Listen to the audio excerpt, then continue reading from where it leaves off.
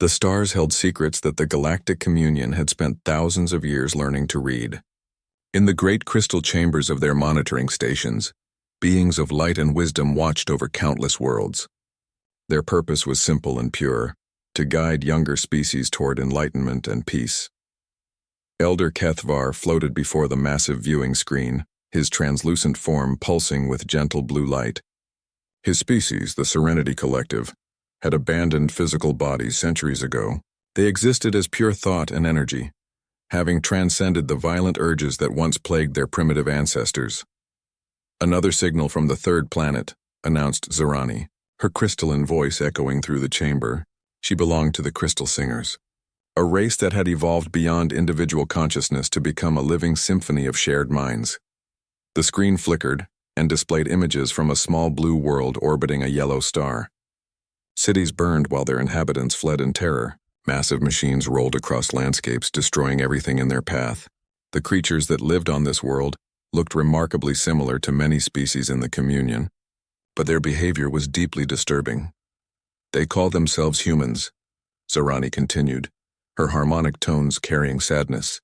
"We have been monitoring their radio transmissions for several rotations now. The content is troubling." Elder HFY moved closer to the screen. The images showed humans engaged in constant warfare. They built weapons designed to kill thousands at once. They poisoned their own air and water. They fought over resources while their planet slowly died around them. "Play their transmissions," HFY commanded softly. The chamber filled with human voices, songs of pain and loss, desperate prayers during natural disasters, children crying for parents who would never return home, leaders making speeches about peace while preparing for war. The sounds created a chorus of anguish that made even the enlightened beings of the Communion feel uncomfortable. "Dear God, please stop the fighting," came one voice, a human female sobbing over the ruins of what had once been her home. "Oh Lord, why must we suffer like this?"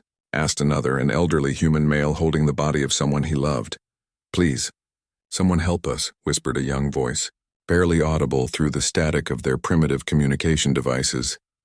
The transmissions continued for hours, humans begging for divine intervention, humans asking their God to save them from themselves, humans crying out to the heavens while drowning in their own violence and hatred. Elder HFY felt something he had not experienced in centuries: pity. These humans clearly possessed the capacity to recognize the divine. They understood that there was something greater than themselves, yet they seemed trapped in an endless cycle of destruction. "Summon the High Council," he said quietly. "This species requires our attention." Within moments, representatives from across the Communion appeared in the chamber. The harmony speakers materialized as shifting patterns of light and sound. The wise ones took the form of ancient trees with faces carved in their bark. The peacekeepers appeared as towering figures made of flowing water. Each species in the Communion had once been as violent and primitive as these humans. Through patience, guidance, and sometimes intervention, they had all found their way to enlightenment. They had learned to live without war, without hatred, without the constant fear that seemed to define human existence. "We have a decision to make," Elder HFY announced to the assembled council. "The species known as humans appears to be suffering greatly. They possess awareness of the divine, yet they cannot seem to transcend their violent nature." The wise ones rustled their ancient leaves thoughtfully. "We have encountered similar cases before," their spokesman said, his voice like wind through a forest. "Species that recognize the need for peace, but lack the ability to achieve it on their own. Their transmissions suggest deep spiritual longing," added a representative of the harmony speakers, her words creating visible patterns in the air. "They pray constantly. They beg for salvation. They understand that their current path leads only to destruction." Elder HFY nodded slowly. "Then we are agreed? They are worthy of our intervention?" The council deliberated for what humans would have measured as days. They reviewed every transmission, analyzed every piece of data about human behavior. The evidence was clear. Humans possessed intelligence, creativity, and spiritual awareness. They simply lacked the evolutionary development necessary to overcome their aggressive instincts. "We have successfully guided 47 species to enlightenment," announced a peacekeeper, her watery form reflecting the light of distant stars. "The process is well established. We remove the capacity for violence from their minds and guide them toward higher, consciousness. But humans appear more violent than most species we have encountered, cautioned one of the wise ones. Their capacity for destruction is remarkable.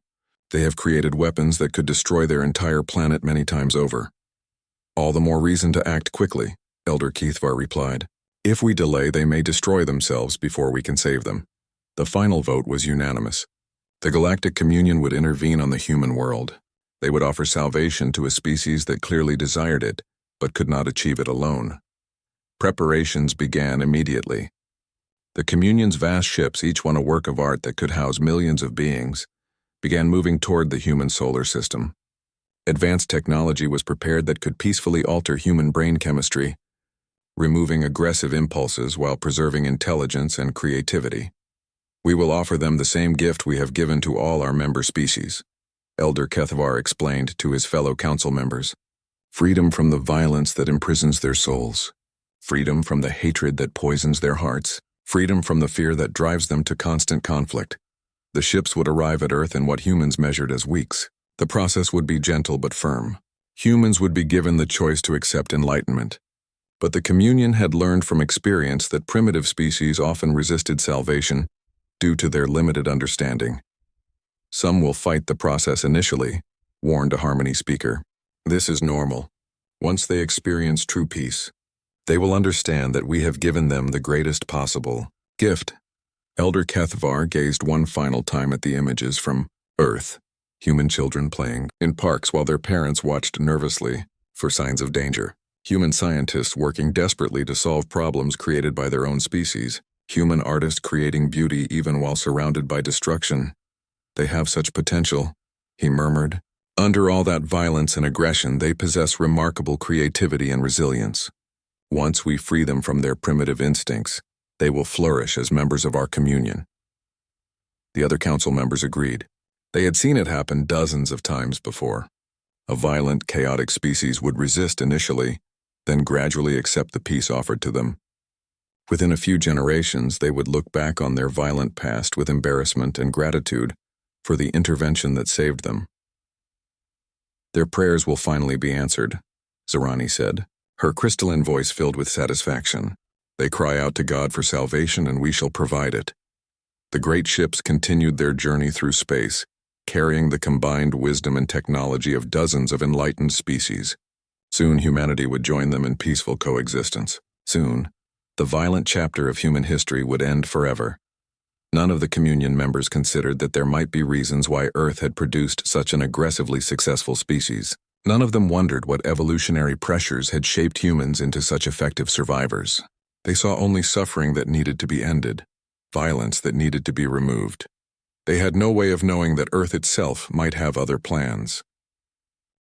The ships arrived on a Tuesday morning, though time seemed to stop for everyone who witnessed their descent. Massive vessels the size of cities appeared in the skies above New York, London, Tokyo, and 50 other major population centers around the world. They moved with impossible grace, defying every law of physics that humans understood. Sarah Chen stood on the roof of her laboratory in Boston, staring up at the ship floating above the city. As a neuroscientist, she prided herself on rational thinking, but the sight before her challenged everything she thought she knew about reality.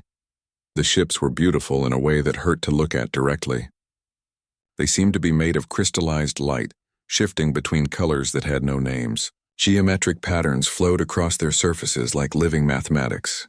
Even from miles away, Sarah could feel something touching the edges of her mind, a presence that felt ancient and impossibly wise. "This is not a hostile action," came a voice that seemed to speak directly into the minds of every human on Earth simultaneously. The voice carried harmonics that made people stop fighting, made children stop crying, made the angry pause in their rage. "We are the Galactic Communion, and we have come to bring you peace." The voice belonged to Elder Keithvar, though humans had no way of knowing his name. His words were translated perfectly into every human language, spoken in tones that reminded listeners of their childhood, of safety, of love. Around the world, people fell to their knees. Religious leaders proclaimed the arrival of angels. Scientists scrambled to understand technology that seemed to operate on principles beyond current human knowledge. "We have watched your species for some time," the voice continued, gentle but firm. "We have seen your suffering. We have heard your prayers. Your cries to the divine have not gone unanswered." In the Vatican, the Pope wept openly as he addressed crowds gathered in St. Peter's Square. "Our prayers have been heard," he announced, his voice shaking with emotion. "The heavens have opened to us." Similar scenes played out in temples, mosques, and churches around the world. Many humans genuinely believed that their gods had finally responded to centuries of prayers for peace and salvation. But not everyone was ready to accept salvation without questions. "We need to establish communication protocols," insisted President Martinez during an emergency session of world leaders. "We can't just accept their word that they're here to help us." Secretary of Defense Williams paced nervously around the Situation Room. "Sir, our satellites show at least 200 ships. Each one appears to be armed with technology we can't even begin to understand. If they wanted to destroy us, we'd already be dead." Through television broadcasts and internet streams, Elder Kethvar continued to address humanity. "Your species possesses great potential. You have creativity, intelligence, and spiritual awareness. However, you remain trapped by primitive instincts that cause endless suffering." The alien explained their purpose with the patience of a parent speaking to a frightened child. They had come to remove humanity's capacity for violence and aggression. The process would be painless and would leave human intelligence and creativity intact. "We have performed this service for 47 species throughout the galaxy," Kethvar said. "Each one initially resisted, but all came to understand that we offered them the greatest possible gift: freedom from the violence that imprisoned their souls." Around the world, massive structures began to materialize in major cities. The aliens called them purification centers. They looked like temples made of light and crystal, beautiful and welcoming. Soft music seemed to emanate from their walls, melodies that made people feel calm and safe. "Those who wish to experience true peace need only enter these centers," Kethvar announced. "The process is swift and painless. You will emerge free from the anger, fear, and hatred that have plagued your species for millennia." The response was immediate and divided. Millions of people lined up outside the purification centers, eager to experience the peace that had been promised. They were tired of war, tired of violence, tired of living in fear. But world governments demanded more time. Military leaders wanted to study the alien technology. Scientists insisted on understanding the process before allowing their populations to undergo it. "We appreciate your caution," Kethvar responded when the United Nations formally requested a delay. "However, we cannot allow primitive fears to prevent us from saving your species. The purification will proceed as planned." That's when Sarah Chen made her first disturbing observation. She had been monitoring the early volunteers who entered the purification centers. They emerged exactly as promised, peaceful, calm, free from aggression. But something else had changed as well. "They're different," she reported to her research team. "Not just peaceful. They're empty somehow." She showed her colleagues brain scans of the volunteers. The areas responsible for emotional processing had been altered, but not in the way anyone expected. Instead of simply removing aggression, the process seemed to have removed emotional constraints entirely.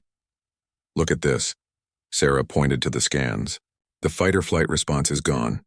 But so is empathy, so is fear, so is guilt." Her assistant, Dr. James Park, frowned at the data. "That can't be right. They seem perfectly functional. They're polite, cooperative, rational." "That's exactly the problem," Sarah replied. "They're too rational. Watch this." She showed him video footage of one of the early volunteers, a former gang member named Marcus. Before the purification, Marcus had been violent and unpredictable, but he also showed genuine love for his family and remorse for his past actions.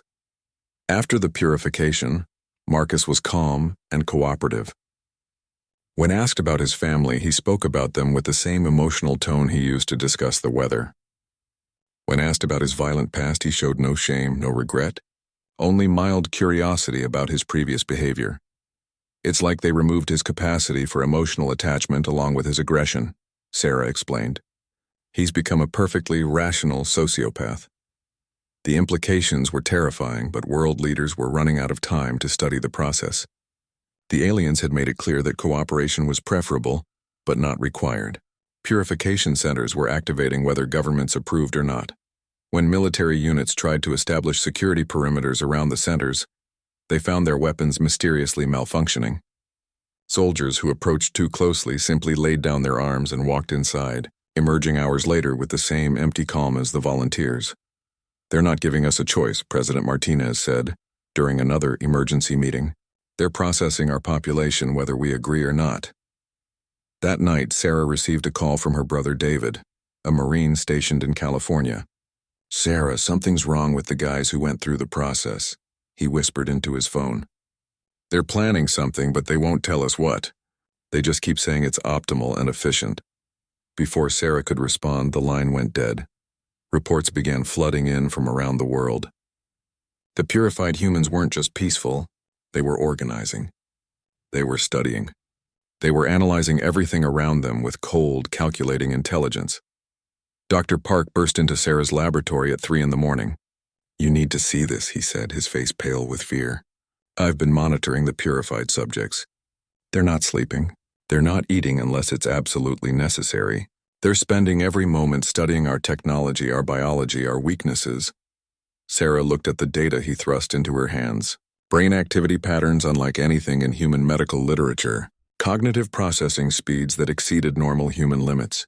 And underlying it all, a complete absence of the emotional and moral constraints that had always limited human behavior. "My God," she whispered. "They didn't remove our capacity for violence. They removed our capacity for restraint." Outside her window, Sarah could see the purification center glowing softly in the distance. Lines of people still waited to enter, believing they were about to receive a divine gift. None of them realized that the aliens had not come to save humanity from their devils. They had come to set those devils free. 3 months after the first purification centers opened, the world had changed in ways no one could have predicted. The aliens called their converted humans the Enlightened, but survivors had a different name for them: the Hollow. Sarah Chen crouched in the ruins of what had once been Harvard University, watching through binoculars as a group of Hollow systematically dismantled an alien transport vessel. They worked with mechanical precision, each movement calculated for maximum efficiency. No wasted motion, no unnecessary communication, no emotional responses to their discoveries. "They've been at it for 18 hours straight," whispered Colonel Marcus Webb, the Marine commander who had become the unofficial leader of the Boston Resistance Cell. "No breaks, no food, no rest." Sarah lowered her binoculars and rubbed her tired eyes. The Hollow had been reverse engineering alien technology at an impossible pace. Within weeks of the first conversions, they had learned to operate communion devices. Within months, they were improving upon alien designs. "It's not human," she murmured. "No human could focus like that for so long without basic biological needs interfering." Webb nodded grimly. He had lost half his unit to the purification centers before they understood what was really happening. The converted Marines now served the Hollow with the same emotionless efficiency they brought to everything else. The Resistance had learned to recognize the signs. When someone went through the process, they returned looking exactly the same. They spoke normally, remembered their past, and seemed perfectly rational. But the spark that made them human was simply gone. "Movement to the east," reported Maria Santos, their lookout. She had been a teacher before the invasion. Now she spent her days watching for Hollow patrols. "Looks like they're bringing in more equipment." Through her scope, Sarah could see a convoy of vehicles approaching. But these weren't alien ships. They were human-built trucks and cars that had been modified with technology no human engineer should have been able to understand. "They're adapting faster than we thought possible," Webb muttered. 6 weeks ago, they were learning to use alien tools. Now they're building hybrid technology. Sarah felt a chill that had nothing to do with the cold autumn air. The Hollow weren't just mimicking alien technology. They were improving it. Every day their understanding grew more sophisticated. Every week they became more dangerous. The convoy stopped near the alien vessel, and Sarah watched in horror as both Hollow humans and converted aliens emerged from the vehicles. The aliens moved with the same mechanical precision as their human counterparts, their once graceful forms now rigid and purposeful. "Dear God," she breathed. "They're converting the aliens too." Webb grabbed the binoculars to see for himself. The scene below was like watching a perfectly choreographed assembly line. Hollow humans and converted aliens worked together without need for spoken communication, each understanding their role in some larger plan. "How is that possible?" Webb asked. "The aliens have technology we can't even comprehend. How are humans converting them? Sarah had been studying reports from resistance cells around the world, trying to understand the scope of what they were facing. The answer was becoming terrifyingly clear. They're not just using the alien purification technology, she explained. They're reverse engineering it. The Hollow have learned to modify the process to make it work on alien biology. The implications were staggering. The Communion had created the Hollow by trying to remove human aggression, but without emotional constraints or moral limitations, human intelligence and creativity had become something monstrous. The Hollow viewed everything, including their alien creators, as resources to be optimized. A new sound drew their attention. Deep underground, something was humming with increasing intensity. The ground itself seemed to vibrate with a frequency that made their teeth ache. "What the hell is that?" Webb demanded. Sarah closed her eyes and tried to think. Over the past few weeks, resistance cells had reported similar phenomena around the world. Ancient installations buried deep beneath major cities were activating. Archaeological teams had discovered technology that predated human civilization, but which seemed designed for human use. "I think the planet is waking up," she said quietly. Webb stared at her as if she had lost her mind. "The planet?" "Think about it," Sarah continued, her scientific mind racing to connect the pieces. "Humans evolved on Earth for millions of years. We survived ice ages, asteroid impacts, volcanic eruptions, every extinction event the planet could throw at us. What if Earth itself shaped us to be survivors?" The humming grew louder, and Sarah could see the Hollow below pause in their work. For the first time since their conversion, they looked uncertain. Even without emotions, they could recognize something beyond their understanding. Every time life on Earth faced extinction, humans got stronger, smarter, more adaptable, Sarah explained. "We're the only species that survived every major catastrophe. What if that wasn't just luck? What if Earth was breeding us for something specific?" Webb was beginning to understand. "You're saying the planet made us into weapons?" "Not weapons," Sarah corrected. "Immune systems. Think of humans as Earth's way of defending itself against threats, even threats it hasn't encountered yet." The humming reached a crescendo, and suddenly the electromagnetic fields around them shifted. Sarah's portable radio crackled to life, picking up transmissions from resistance cells around the world. "This is London calling," came a British voice. "The underground installations here are fully active. Repeat, the ancient sites are online." "Tokyo resistance reporting similar activity," said another voice. "Whatever's down there, it's responding to the alien presence." "Moscow here. Our people are reporting that the Hollow seem agitated. They're moving toward the underground sites." Sarah felt a mixture of hope and terror. If Earth itself was responding to the crisis, it might provide the key to survival. But she had studied enough biology to know that immune systems could be just as dangerous to the host as to the invader. "We need to get closer to one of those underground sites," she told Webb. "If Earth is really trying to help us, we need to understand how." Webb nodded, but his expression remained grim. "And if the planet decides we're part of the problem too?" Sarah didn't answer, but they both knew the truth. Earth had already shown what it was capable of creating when it needed the perfect survivor. Humans had been shaped by millions of years of catastrophe and conflict. They had been bred for adaptability, intelligence, and ruthless efficiency when necessary. Now the aliens had tried to improve humanity by removing their restraints. They had taken Earth's perfect survival organism and set it free from the moral and emotional limitations that kept it in check. The result was the Hollow. Humans with unlimited intelligence and creativity, but without conscience or compassion. They were everything that made humanity dangerous, with nothing left of what made humanity human.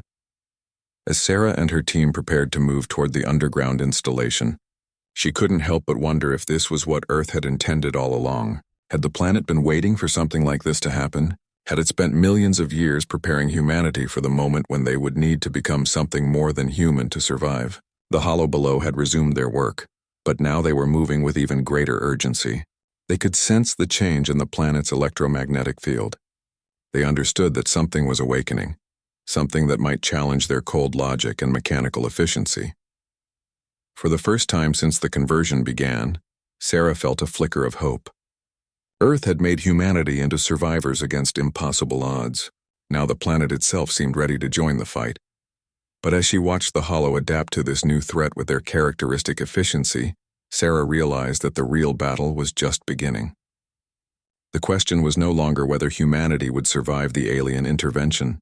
The question was whether anything would survive what humanity was becoming. 6 months after first contact, Elder Keithvar floated in the ruins of his command ship, trying to comprehend how everything had gone so terribly wrong. The crystal chambers that once hummed with peaceful energy now flickered with dying light. Half his crew had been taken by the creatures that had once been human.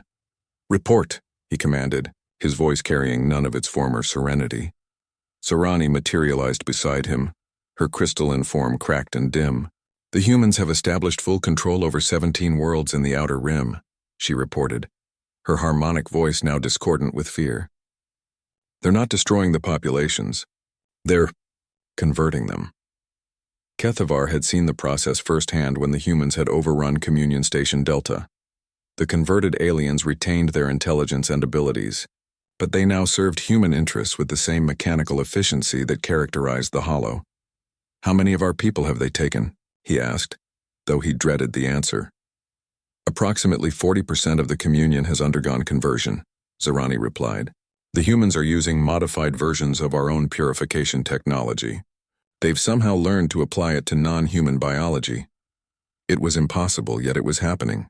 The Hollow had studied Communion technology for mere months and not only mastered it but improved upon it. They converted alien species not by removing aggression, but by removing individuality itself.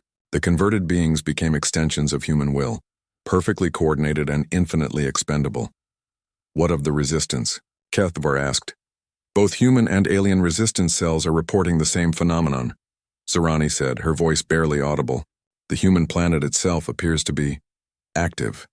Ancient installations buried for millions of years are powering up.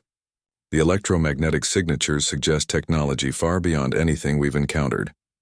Kethvar moved to the viewing screen, where images from Earth showed impossible sights. Massive structures were rising from beneath major cities, built with geometric principles that hurt to perceive directly. The remaining natural humans seemed drawn to these installations, as if the planet itself was calling to them. "Our xenoarchaeologists have discovered evidence of previous interventions," Zarani continued. "Other species attempted to guide human development over the millennia. All failed. The planet seems to have been actively sabotaging outside influence. The implications were staggering. Earth hadn't just evolved humans randomly. It had been deliberately shaping them, preparing them for something. Every ice age, every extinction event, every catastrophe had been a test that made humanity stronger, more adaptable, more ruthless when necessary. We tried to save them from themselves," Kethvar whispered. "Instead, we freed them from the only thing that was holding them back." A new voice interrupted their conversation.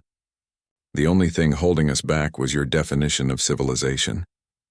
Both aliens turned to see Dr. Sarah Chen enter the chamber, flanked by 2 natural humans and one of the few Communion members who had managed to avoid conversion. Sarah looked exhausted but determined, her clothes torn from weeks of moving through hostile territory. "How did you get aboard?" Kethvar demanded. "Your converted crew let us pass," Sarah replied calmly.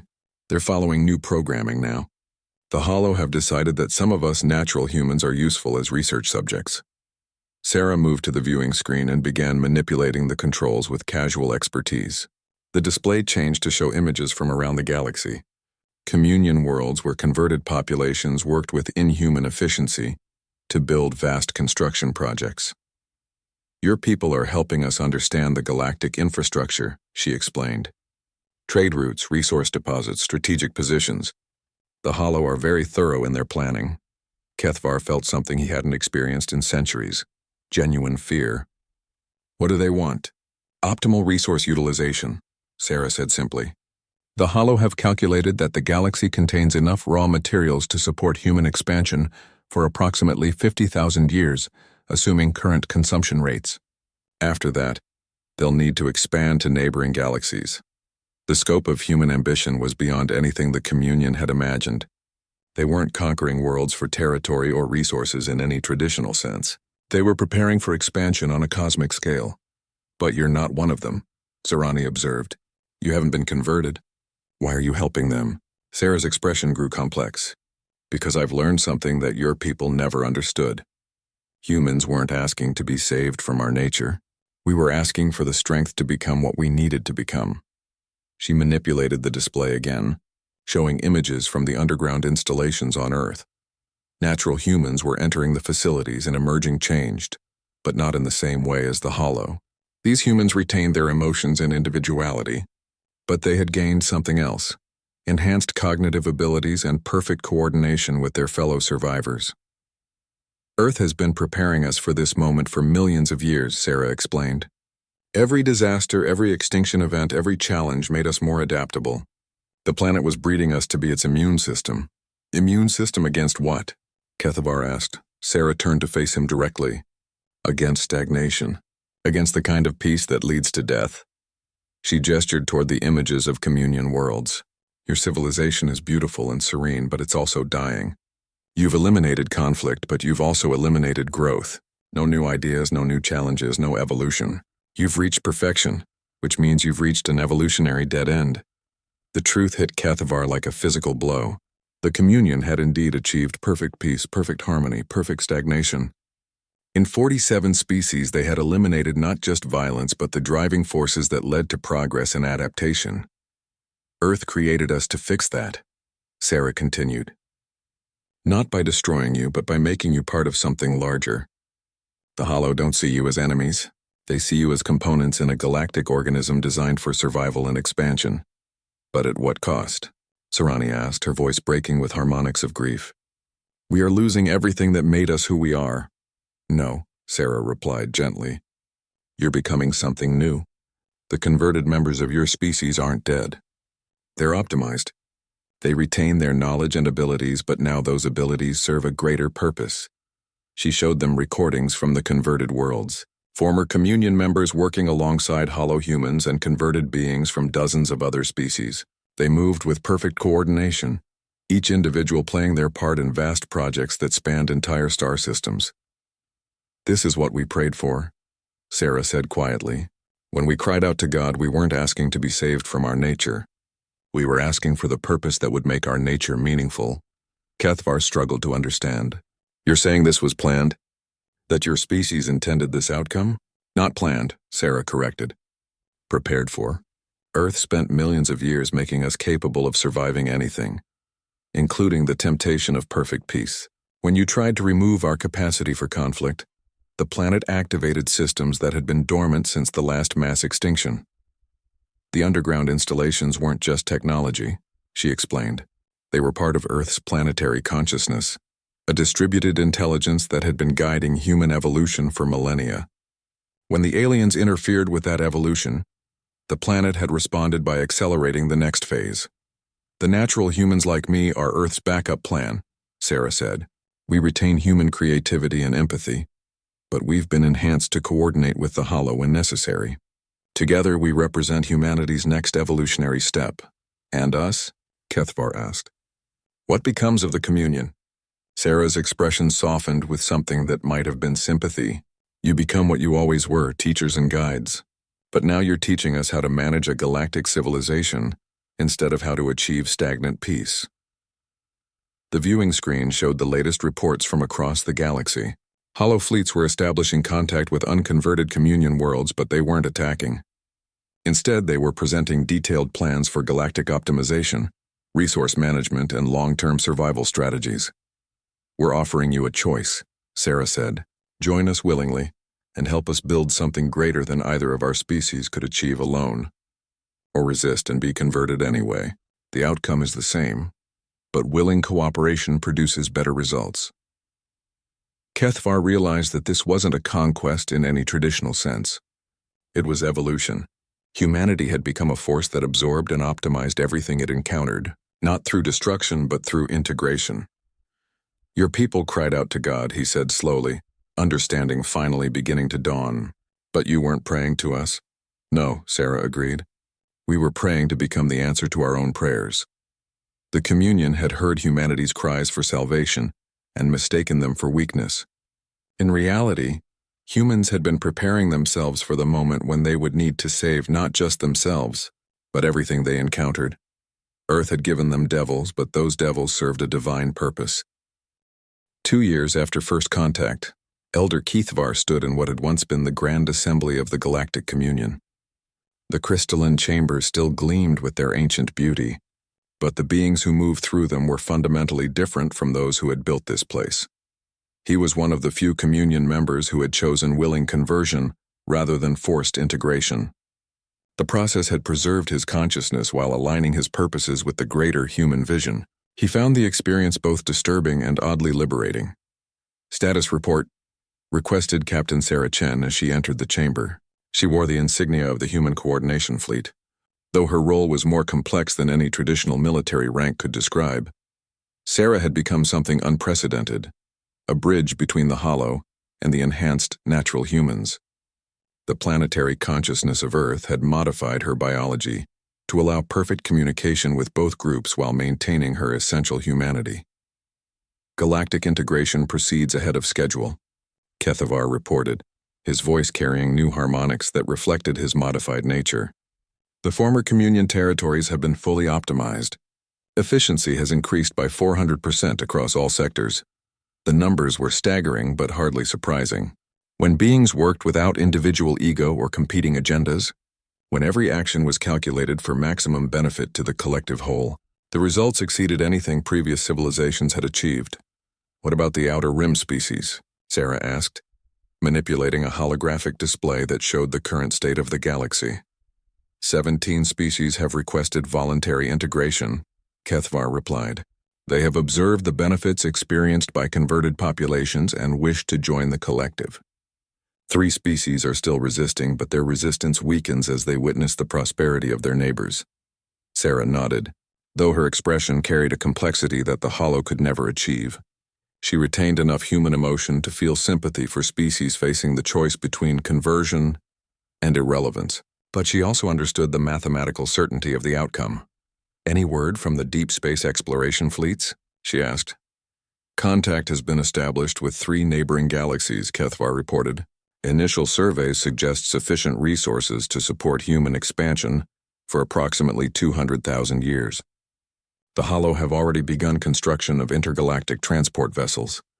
The scope of human ambition continued to expand with each passing month. What had begun as an alien attempt to bring peace to one violent world had become a transformation that would eventually reshape the entire universe.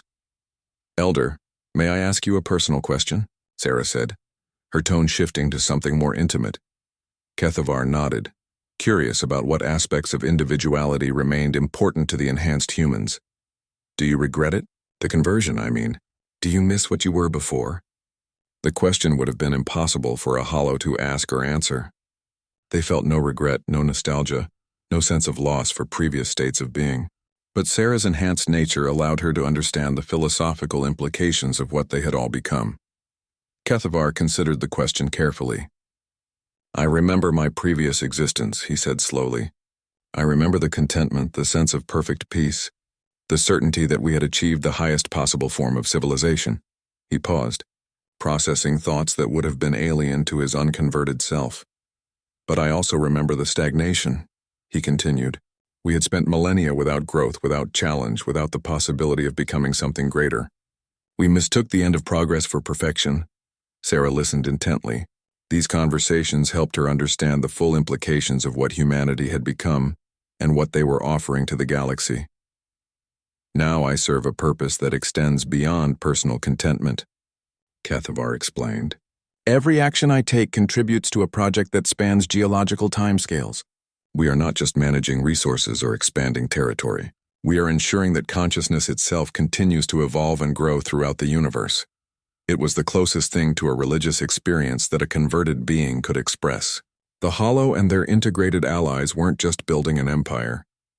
They were creating a form of universal consciousness that could survive any catastrophe, adapt to any challenge, and continue growing across cosmic time. The humans were praying for exactly this, Sarah realized, her voice filled with wonder. When we cried out to God, we weren't asking to be saved from our struggles. We were asking to become worthy of them. Keithvar nodded, understanding passing between them. Your species spent millions of years being tested by your planet. Every trial made you stronger, more adaptable, more capable of surviving impossible challenges. Earth was preparing you to face the ultimate test, which was, The temptation of peace without purpose, Kethvar replied. When we offered to remove your capacity for conflict, we were offering you the same evolutionary dead end that had trapped the communion. Earth's response was to ensure you became something that could resist that temptation.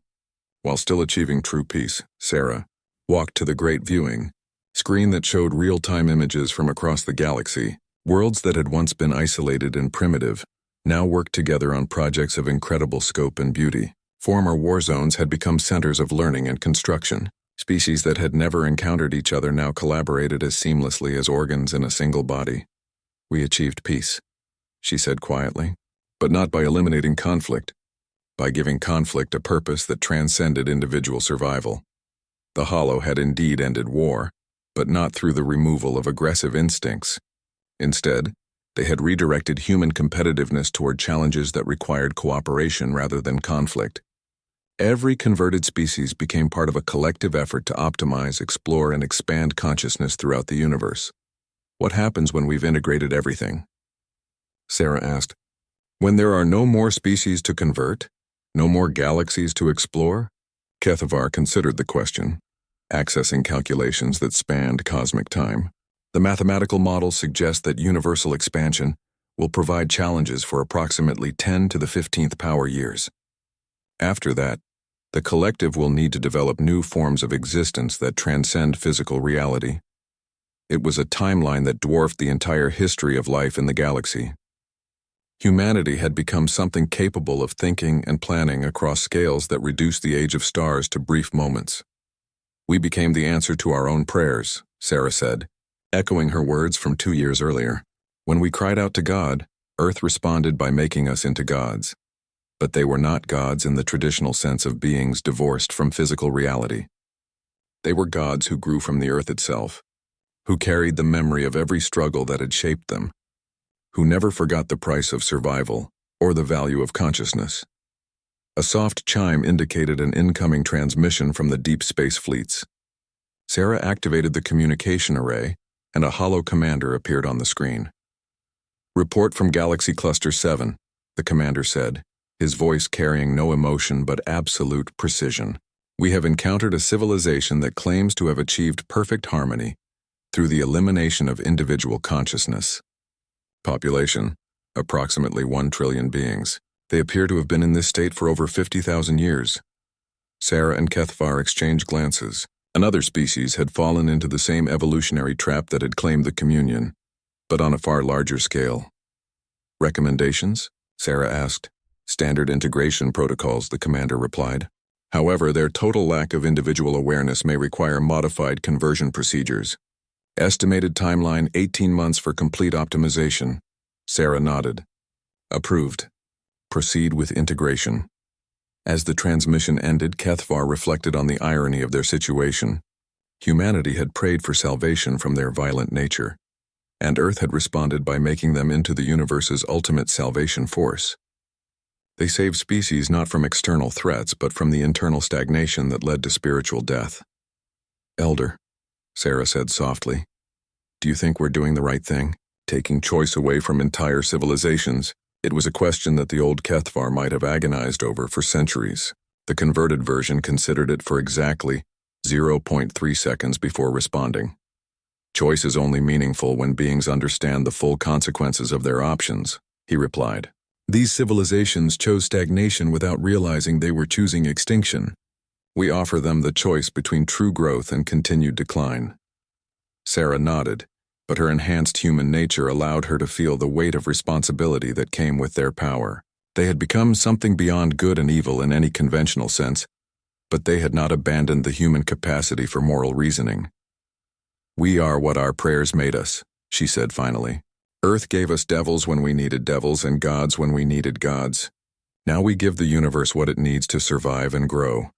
The great work continued, as it would for eons to come. Humanity had transcended their origins without forgetting them, had achieved peace without surrendering purpose, had become divine while remaining fundamentally earthborn.